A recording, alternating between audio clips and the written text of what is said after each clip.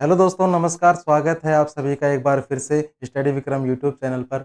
मेरा नाम है विक्रम और भाई साहब आज की जो ये अपनी क्लास रहने वाली है टॉप 25 प्रश्नों की अपनी क्लास रहने वाली है। जीके जीएस के प्रश्नों की क्लास रहने वाली है और ये जो प्रश्न है प्रीवियस ईयर एग्जाम में आए हुए प्रश्न है जो आपकी किसी भी प्रतियोगी परीक्षा को चाहिए आप उठा लो, चाहे वो एसएससी कंडक्ट करवा रही हो या फिर अदर कोई भी आप एग्जाम की तैयारी कर रहे हो, तो उन सभी परीक्षाओं की तैयारी के लिए ये जो क्लास है काफ़ी रामबाण साबित होने वाली है। ये 25 क्वेश्चन आपको जो जो आपके पेपर है उसमें आपको देखने को मिल सकते हैं। तो आप क्या करोगे, ये प्रश्न देखो। आपको आपको अगर आंसर आता है तो आप कमेंट बॉक्स में टाइप करो। इससे आपको बेनिफिट ये होगा कि आपको पता लग जाएगा कि भाई साहब आपकी तैयारी कितनी चल रही है और आपको और क्या क्या पढ़ने की अभी आवश्यकता है। तो ज़्यादा टाइम वेस्ट ना करते हुए क्लास के अपन स्टार्टिंग कर देते हैं दोस्त, ठीक है। चलिए क्लास की स्टार्टिंग कर देते हैं। प्रश्न संख्या पहला क्या कहता है? प्रश्न संख्या पहला कि सर भारत के साथ व्यापार करने का जो महारानी चार्टर एलिजाबेथ द्वारा कब दिया गया था? क्या कहता है कि भारत के साथ व्यापार करने का चार्टर महारानी एलिजाबेथ द्वारा कब दिया गया था। मतलब तारीख पूछी गई है, महारानी एलिजाबेथ द्वारा कब दिया गया था। तो दोस्त जो तारीख है वो तारीख क्या है? तारीख है 31 दिसंबर सन 1600 के अंदर। 31 दिसंबर सन 1600 के अंदर तो व्यापार करने का जो चार्टर है वो दिया गया था और चार्टर महारानी एलिजाबेथ द्वारा दिया गया था। राइट आंसर क्या हो जाएगा? Option number B. ठीक है दोस्त, चलिए इसके बाद प्रश्न संख्या 2 की अपन बात करते हैं। प्रश्न संख्या 2 क्या कहता है, पढ़िए एक बार कि भारतीय राष्ट्रीय आंदोलन के प्रारंभ से ही उग्र राष्ट्रवादियों का भी वर्ग था, निम्न में से कौन शामिल नहीं है? मतलब शामिल नहीं है तो भाई साहब कौन कौन से शामिल नहीं है? प्रश्न एक बार वापस से पढ़ो कि उग्र राष्ट्रवादियों का भी एक वर्ग था, ठीक है, किसमें? भारतीय राष्ट्रीय कांग्रेस के प्रारंभ में ही, जिसमें निम्न में से कौन शामिल नहीं था? बाल गंगाधर तिलक, लाला लाजपत राय, गोविंद रानाडे या फिर बिपिन चंद्र पाल। तो भाई साहब कौन शामिल नहीं था इसमें से? किसमें? उग्र राष्ट्रवादियों में बाल गंगाधर तिलक ये था भाई, लाला लाजपत राय ये भी थे, बिपिन चंद्र पाल ये भी थे। तो कौन शामिल नहीं थे? तो भाई साहब गोविंद रानाडे जो थे ये उग्र राष्ट्रवादियों के वर्ग में शामिल नहीं थे। अब मैं बात करूं यहां पर गोविंद रानाडे की। दोस्त गोविंद रानाडे के अगर बारे में आपको बताऊं तो सर इनका जन्म कब होता है? जन्म कब होता है? 18 जनवरी सन 1842 के अंदर इनका जन्म होता है और इनके देहांत कब होता है? 16 जनवरी सन 1901 के अंदर इनका देहांत हो जाता है। ठीक है, इसके बाद नेक्स्ट देखिए सर प्रश्न संख्या 3 कि व्यक्तिगत सत्याग्रह किस गवर्नर जनरल के काल में हुआ था? अति महत्वपूर्ण प्रश्न है दोस्ती, अति महत्वपूर्ण प्रश्न है। तो भाई साहब जो व्यक्तिगत सत्याग्रह है कि किस गवर्नर जनरल के काल में हुआ था? अगर पूछे तो आपसे राइट आंसर क्या होगा? ये किसके काल में हुआ था? ये हुआ था दोस्त लॉर्ड लिनलिथगो के काल में। ठीक है, लॉर्ड लिनलिथगो के काल में जो व्यक्तिगत सत्याग्रह है। और अगर आपसे ये पूछे कि भाई साहब जो व्यक्तिगत सत्याग्रह है ये हुआ कब था? तो दोस्त 1940 के अंदर जो व्यक्तिगत सत्याग्रह है ये हुआ था लॉर्ड लिनलिथगो के टाइम पर। ठीक है, राइट आंसर क्या हो जाएगा?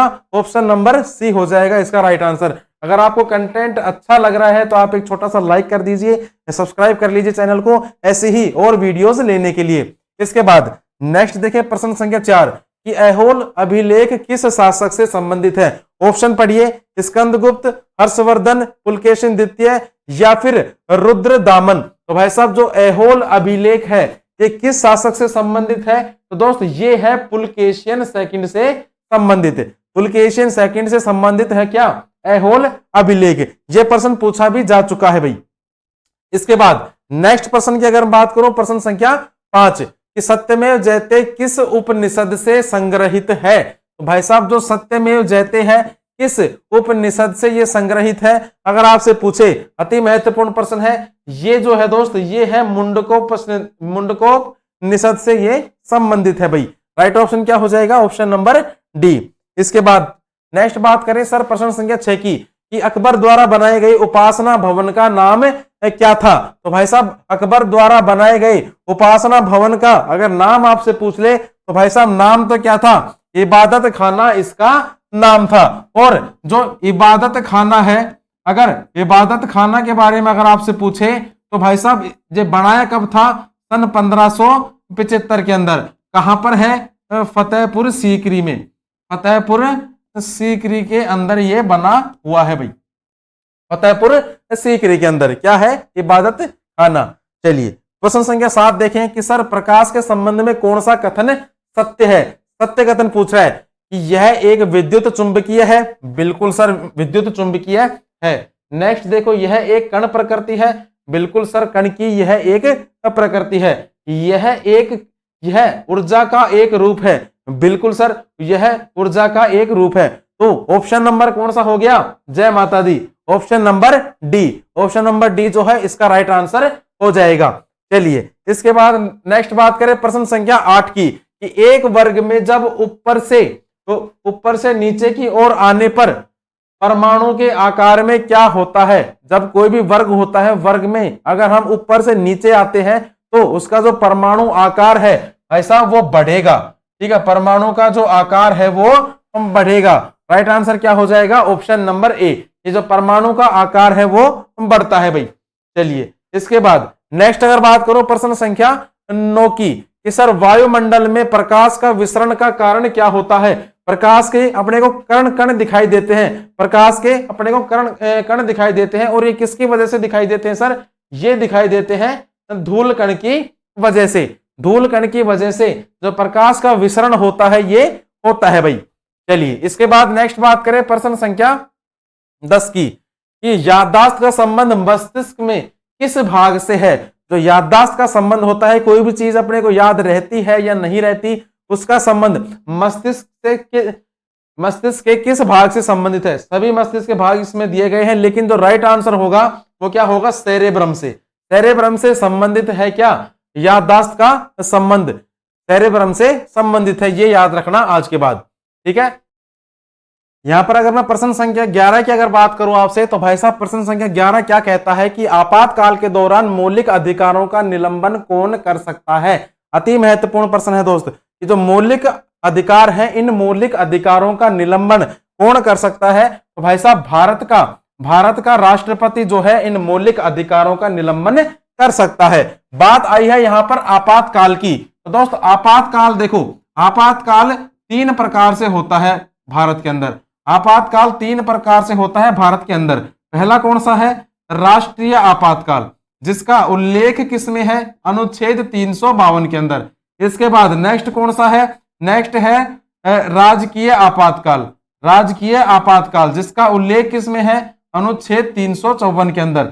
इसके बाद नेक्स्ट कौन सा है? वित्तीय आपातकाल, जिसका उल्लेख किसके अंदर है दोस्त? अनुच्छेद 360 के अंदर इसका उल्लेख है आपातकाल का। इसके बाद नेक्स्ट अगर मैं बात करूं सर मौलिक अधिकारों की, तो भाई साहब मौलिक अधिकारों की अगर मैं बात करूं तो देखो मौलिक अधिकारों के बारे में क्या पूछ सकता है कि देखो भाई साहब ये 44वां जो संविधान संशोधन है इसके तहत ये जोड़ा गया था। और कौन से भाग के अंदर ये मौजूद है? तो भाई साहब भाग 3 के अंदर अनुच्छेद 12 से और 35 तक ये मौजूद है। इसके बाद ये कहां से लिए गए हैं? तो दोस्त ये लिए गए हैं संयुक्त राज्य अमेरिका। ठीक है, संयुक्त राज्य अमेरिका से ये लिए गए हैं। ये भी जानकारी आप एक बार नोट डाउन कर लीजिए। चलिए इसके बाद नेक्स्ट अपन बात करें प्रश्न संख्या 12 की कि भारतीय संविधान में विधि के समक्ष समता किस देश के संविधान से लिया गया है? तो भाई साहब किस जो विधि के समक्ष जो समता है, मतलब कानून की जो समानता है, किस देश के संविधान से ली गई है? तो दोस्त ये ली गई है ब्रिटेन के संविधान से भाई। ब्रिटेन के संविधान से ली गई है। पर ऑप्शन नंबर डी जो है इसका राइट आंसर हो जाएगा। इसके बाद देखो कि संविधान संशोधन प्रक्रिया संविधान के किस भाग में उल्लेखित है? संविधान के किसी भी भाग में या फिर किसी भी अनुच्छेद में कोई भी संशोधन करना हो संविधान के अंदर, तो वो किस भाग में उल्लेख है उसका? तो दोस्त ये जो उल्लेख है भाग 20 के अंदर इसका उल्लेख है। ठीक है, भाग 20 के अंदर इसका उल्लेख है कि आप संविधान में संशोधन कर सकते हो, लेकिन उसके मूल ढांचे में परिवर्तन नहीं कर सकते। अब इसके बाद और क्या नोट करेंगे सर? इसके बाद हम ये नोट करेंगे कि जो भाग 12 है, यहां पर नोट कर लीजिए भाई साहब, जो भाग 12 है भाग 12 के अंदर क्या है भाई साहब? भाग 12 के अंदर है क्या? वित्त संपत्ति, वित्त संपत्ति और संविधाएं, वित्त संपत्ति और संविधाएं। ये किसमें है दोस्त? ये है भाग 12 के अंदर। अब भाग 16 के अंदर क्या है? तो भाई साहब 16 के अंदर है पदों पर अवसर की समानता, पदों पर अवसर की जो समानता है, पदों पर अवसर की समानता, ये है भाग 16 के अंदर। भाग अगर 18 की बात करें तो भाई साहब भाग 18 के अंदर क्या है? भाग 18 के अंदर नोट कर लेना क्या है? भाग 18 में है बाह्य आक्रमण व आंतरिक अशांति से, आंतरिक अशांति से राज्य की संरक्षा करने का कर्तव्य, आंतरिक अशांति से, आंतरिक अशांति से राज्य की संरक्षा करने का कर्तव्य, संरक्षा करने का कर्तव्य। ये जो चीज है ये भी आप एक बार नोट डाउन कर लीजिए भाई, ठीक है। चलिए इसके बाद क्या नोट करोगे? प्रश्न संख्या 14। तो भाई साहब प्रश्न संख्या 14 एक बार नोट डाउन कीजिए। क्या है कि देखो सूची 1 और सूची 2 का सही मिलान करें। भाई साहब सूची 1 और सूची 2 का सही मिलान करना है अपने को। देखो भाषाओं का उल्लेख किसमें है? भाई साहब भाषाओं का तो उल्लेख किसके अंदर है? 8वीं अनुसूची के अंदर। दल बदल निरोधी अधिनियम का संबंध किससे है? दल बदल का संबंध है किससे? 10वीं अनुसूची से। 73वां संविधान संशोधन ये किससे संबंधित है? ये है 11वीं अनुसूची से। और भूमि सुधार एवं अधिग्रहण अधिनियम क्या बच गया? 9वीं अनुसूची। तो भाई साहब ऑप्शन नंबर क्या हो जाएगा? Option number B, option number B हो जाएगा इसका सही आंसर। नोट डाउन कर लीजिए और चेक भी एक बार कर लीजिए आप, ठीक है।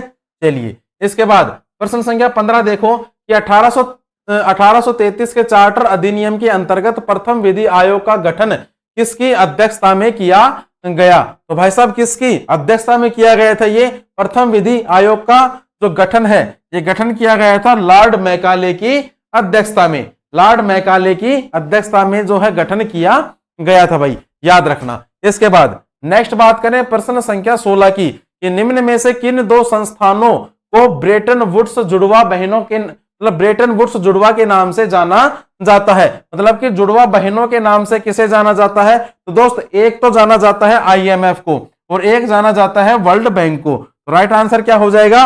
ऑप्शन नंबर सी हो जाएगा इसका राइट आंसर। यहां पर अगर मैं बात करूं IMF की, IMF की अगर मैं बात करूं तो international monetary fund, international monetary fund ये क्या हो जाएगी? इसकी फुल फॉर्म हो जाएगी। अगर स्थापना के बारे में अगर आपसे पूछे तो भाई साहब जुलाई 1944 के अंदर इसकी स्थापना होती है।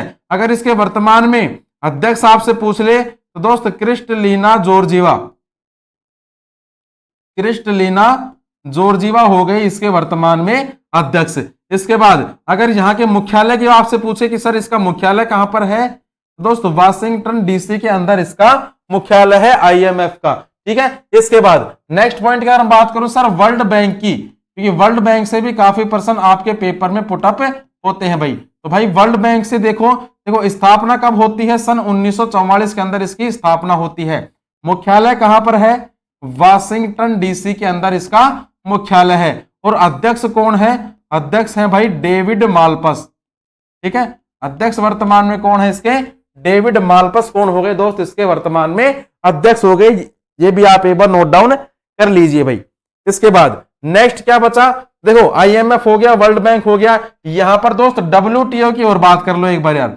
World trade organization, full form है वर्ल्ड ट्रेड ऑर्गेनाइजेशन। स्थापना कब होती है? 1 जुलाई सन 1945 के 1995 के अंदर इसकी स्थापना होती है। मुख्यालय के बारे में अगर पूछे तो भाई साहब जिनेवा के अंदर इसका क्या है? मुख्यालय है जिनेवा के अंदर। अगर इसके वर्तमान में अध्यक्ष आपसे पूछे तो नाकोजी ओंकोजा इवेला, नाकोजी ओंकोजा इवेला ये कौन हो गए? इसके वर्तमान में अध्यक्ष हो गए भाई। इसके बाद क्या बचा? यूनेस्को। इसके बाद बचा है क्या? यूनेस्को बचा है, जिसकी स्थापना कब होती है? सन 1945 के अंदर इसकी स्थापना होती है। मुख्यालय कहां पर है? पेरिस के अंदर इसका मुख्यालय है। और इसके वर्तमान में अध्यक्ष कौन है? आंद्रे ओजले। ठीक है, आंद्रे ओजले कौन हो गए इसके वर्तमान में अध्यक्ष हो गए भाई। ठीक है, तो ये जानकारी भी आप एक बार नोट डाउन कर लीजिए दोस्त। ठीक है, चलिए नोट डाउन कर लीजिए या फिर स्क्रीनशॉट इसका ले लीजिए। इसके बाद देखो प्रश्न संख्या 17 कि किस वर्ष भारतीय रिजर्व बैंक का राष्ट्रीयकरण किया गया था? अति महत्वपूर्ण प्रश्न है, छपने वाला प्रश्न है। तो भाई साहब भारतीय रिजर्व बैंक का जो राष्ट्रीयकरण है, पहली बात तो ये जो राष्ट्रीयकरण है ये कब किया गया था? सन 1949 के अंदर किया गया था। सन 1949 के अंदर जो आरबीआई है, आरबीआई का राष्ट्रीयकरण किया था। बात करूं अगर मैं यहां पर आरबीआई की, reserve bank of India, reserve bank of India स्थापना कब होती है? स्थापना होती है दोस्त, आरबीआई की स्थापना कब होती है? 1 अप्रैल सन 1935 के अंदर आरबीआई की स्थापना होती है। इस टाइम इसका मुख्यालय कहां पर था? जब स्थापना हुई थी तब मुख्यालय कहां पर था? कलकत्ता के अंदर। लेकिन वर्तमान में मुख्यालय कहां पर है? मुंबई के अंदर इसका मुख्यालय है। प्रथम इसके अंग्रेज अध्यक्ष कौन थे? मतलब प्रथम अंग्रेज गवर्नर कौन थे? तो दोस्त ओसबोर्न स्मिथ। ओसबोर्न स्मिथ कौन थे इसके प्रथम अंग्रेज गवर्नर? अगर प्रथम भारतीय गवर्नर के बारे में पूछे तो दोस्त सीडी देशमुख हो गए इसके प्रथम भारतीय गवर्नर। और वर्तमान गवर्नर कौन है? तो दोस्त वर्तमान गवर्नर कौन हो गए? शक्तिकांत दास। शक्तिकांत दास हो गए इसके वर्तमान में गवर्नर। ये होगी आरबीआई के बारे में कुछ महत्वपूर्ण चर्चाएं। ठीक है, चलिए इसके बाद देखो प्रश्न संख्या 18 कि कुचिपुड़ी नृत्य किस राज्य का प्रसिद्ध नृत्य है? भाई साहब जो कुचिपुड़ी नृत्य है, पहली बात तो कि किस राज्य का प्रसिद्ध नृत्य है? तो दोस्त कुचिपुड़ी ये है आपका आंध्र प्रदेश का राजकीय, सॉरी किस राज्य का प्रसिद्ध नृत्य है? आंध्र प्रदेश का ये राज्य नृत्य है। और इस नृत्य का जो जनक है, इस नृत्य का जो जनक है, जनक के बारे में पूछ सकता है कि सिद्धेंद्र योगी। सिद्धेंद्र योगी जो है कुचिपुड़ी नृत्य का जनक भी माना जाता है। ये भी आप नोट डाउन कर लीजिए। बात करूं अगर मैं यहां पर केरल की, तो भाई साहब केरल का जो फेमस जो नृत्य है, केरल का फेमस नृत्य कौन सा हो गया? कथकली। इसके बाद कर्नाटक, कर्नाटक का कौन सा हो गया? यक्षगान। कर्नाटक का फेमस नृत्य कौन सा हो गया? यक्षगान हो गया। इसके बाद यक्षगान के अलावा एक कौन सा हो गया? गुल्लू नहीं, यक्षगान के अलावा नोट कर लो एक कुनीथा। कुनीथा लोक नृत्य हो गया। इसके बाद ओडिशा का अगर हम पूछूं तो भाई साहब ओडिशा का कौन सा हो गया? ओडिसी नृत्य। ओडिशा का कौन सा हो गया? ओडिसी नृत्य हो गया। एक बार नोट डाउन कर लीजिए आप। ठीक है, चलिए इसके बाद नेक्स्ट अगर बात करूं प्रश्न संख्या 19 की कि सर निफक आंदोलन के प्रणेता कौन थे? तो भाई साहब निफक आंदोलन के जो प्रणेता है, प्रणेता कौन थे? दोस्तों संत दादू दयाल। प्रणेता कौन थे? याद रख लेना कौन थे? संत दादू दयाल थे इसके प्रणेता भाई। ठीक है दोस्त, चलिए इसके बाद प्रश्न संख्या 20 कि द्रक्कम सिक्का किसने चलाया था? ग्रीक ने चलाया था, शक ने चलाया था, सीथियन ने चलाया था या फिर कुषाणों के द्वारा चलाया गया था? तो दोस्त जो द्रकमा सिक्का है ये किसके द्वारा चलाया गया था? ये चलाया गया था ग्रीकों के द्वारा। ठीक है, ग्रीकों के द्वारा चलाया गया था जो आपका द्रकमा सिक्का है ये। इसके बाद नेक्स्ट में अगर बात करूं कि सर बेसल मापदंड संबंधित है, तो बेसल मापदंड संबंधित है ये किससे संबंधित है? ये संबंधित है किससे? ये संबंधित है बैंकिंग क्षेत्र से। किससे संबंधित है? बैंकिंग क्षेत्रों से ये संबंधित है भाई। इसके बाद प्रश्न संख्या 22 देखो कि मानव के साथ कुत्ते दफनाने का जो साक्ष्य है ये कहां से प्राप्त हुआ था? तो भाई साहब काफी महत्वपूर्ण प्रश्न है। देखो ये जो मानव के साथ कुत्ते दफनाने का जो साक्ष्य है, पहली बात तो कहां से प्राप्त हुआ था? ये हुआ था कहां से? बुर्ज होम से प्राप्त हुआ था। बुर्ज होम से ये प्राप्त हुआ था। लेकिन अगर मैं यहां पर कालीबंगा की आपसे बात करूं तो भाई साहब कालीबंगा कहां पर है? राजस्थान के हनुमानगढ़ जिले में मौजूद है। राजस्थान के हनुमानगढ़ जिले में कालीबंगा सभ्यता होती है। यहां से क्या प्राप्त हुआ? जुते हुए खेत के प्रमाण हमें प्राप्त हुए। ठीक है, और एक क्या प्राप्त हुआ? नक्काशीदार ईंटों का प्रयोग। नक्काशीदार ईंटों का प्रयोग हमें प्राप्त हुआ। नेक्स्ट बात करें सर मोहनजोदड़ो की, तो भाई साहब मोहनजोदड़ो से क्या प्राप्त हुआ? शवों को जलाने की प्रथा। ठीक है, शवों को जलाने की प्रथा ये यहां से मिली, शवों को जलाने की प्रथा मिली। इसके अलावा तीन मुख का देवता भी यहां से मिला, तीन मुख का देवता भी यहां से हमें प्राप्त हुआ मोहनजोदड़ो से। इसके बाद धोलावीरा की अगर हम बात करूं तो भाई साहब उन्नत जल प्रबंध का साक्ष्य यहां से मिला है, उन्नत जल प्रबंध का जो साक्ष्य है, उन्नत जल प्रबंध का जो साक्ष्य है ये भी यहां से प्राप्त हुआ है। कहां से? धोलावीरा से। ये भी आप नोट डाउन कर लीजिए एक बार। इसके बाद नेक्स्ट बात करें सर प्रश्न संख्या 23 की। दोस्त प्रश्न संख्या 23 देखो क्या कहता है कि निम्न कथन पर विचार करो। भाई साहब निम्न कथन पर विचार कीजिए। क्या कहता है कि राज्यसभा के सदस्यों का कार्यकाल 4 वर्ष का होता है। ठीक है भाई, बिल्कुल सही बात है। राज्यसभा का सदस्य के लिए कम से कम 35 वर्ष की आयु होनी चाहिए, बिल्कुल होनी चाहिए। राज्यसभा स्थायी सदन है लेकिन इसके 1/4 सदस्य प्रति दूसरे वर्ष पद मुक्त हो जाते हैं, ये भी सही है। उपरोक्त कथनों में से कौन सा कथन गलत है? तो भाई साहब कथन कौन सा गलत है? कथन कौन सा गलत है? कौन सा कथन गलत माना गया है इसमें दोस्त कथन गलत माना गया है कौन सा? उपरोक्त सभी, कोई भी कथन गलत नहीं है, सभी कथन सही है, सभी कथन सही है भाई, सभी कथन सही है। चलिए इसके बाद देखो प्रश्न संख्या 24 कि मुगल काल में मुहतसिब कौन होता था? तो भाई साहब जो मुहतसिब है ये कौन होता था? ये दोस्त होता था कौन? आचरण अधिकारी। आचरण अधिकारी को क्या कहा जाता था? मुहतसिब कहा जाता था। आचरण अधिकारी ये क्या होता था? कंडक्ट ऑफिसर, कंडक्ट ऑफिसर होता था, कंडक्ट ऑफिसर ये होता था। इसके बाद लास्ट क्वेश्चन देखो आज की क्लास का कि गांधी जी के जीवन काल में घटी निम्न घटनाओं का कालक्रम सही नहीं है। चोरा चोरी घटना कब हुई थी? 5 फरवरी 1922 में हुई थी, सही है। द्वितीय गोलमेज सम्मेलन कब हुआ था? 7 सितंबर 1931 को हुआ था, बिल्कुल सही है। पूना समझौता कब हुआ था? 24 सितंबर 1932 में हुआ था, बिल्कुल सही है।